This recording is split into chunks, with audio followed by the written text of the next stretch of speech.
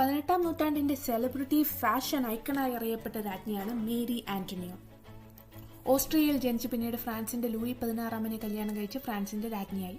അക്കാലത്ത് തുടർച്ചയായ യുദ്ധങ്ങളും അമേരിക്കൻ വിപ്ലവത്തിന് കൊടുത്ത സാമ്പത്തിക സഹായത്താലും പല ക്ഷാമത്താലുമൊക്കെ വലഞ്ഞ ഫ്രാൻസിലെ ജനങ്ങൾ രോഷാകുലരായിക്കൊണ്ടിരുന്നു.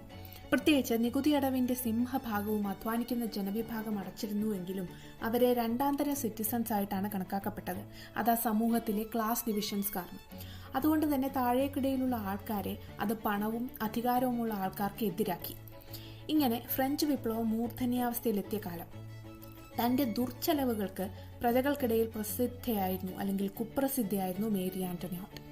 അന്നത്തെ യാഥാസ്ഥിതിക വസ്ത്രധാരണത്തിൽ നിന്നൊക്കെ മാറി കാലാവസ്ഥയും കൂടെ മാനിച്ചുകൊണ്ട് ലൈറ്റായ കോട്ടൺ, മസ്ലിൻ പോലുള്ള ഇമ്പോർട്ട് ചെയ്ത വില കൂടിയ തുണിത്തരങ്ങൾ കൊണ്ട് ഉപയോഗിക്കുന്നത് പ്രചാരം കൊടുത്തത് രാജ്ഞിയാണ്. ഇത് ഒരു വിഭാഗം യാഥാസ്ഥിതികരെ തെല്ലൊന്നുമല്ല ചോടിപ്പിച്ചത്.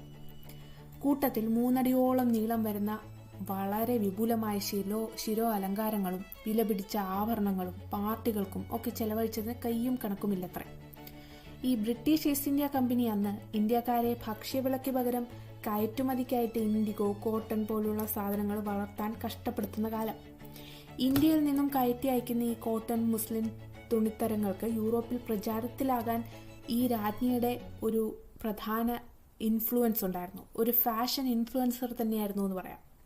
എന്തായാലും അവസാനം ഫ്രഞ്ച് റവല്യൂഷൻ രാജഭരണം അവസാനിപ്പിച്ച കൂട്ടത്തിൽ രാജ്ഞിയെയും വിചാരണ ചെയ്ത് തല അറുത്ത് കൊല്ലുകയായിരുന്നു.